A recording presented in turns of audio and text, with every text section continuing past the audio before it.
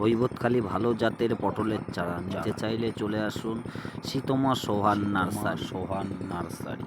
শীতমা সোহান পটলের চারা ভালো জাতের হৈবতখালী চলে আসুন নাগপুর সুব্রত অধিকারীর বাড়িতে। হৈবতখালী ভালো জাতের পটলের চারা নতুন নার্সারি করছি, শুরু।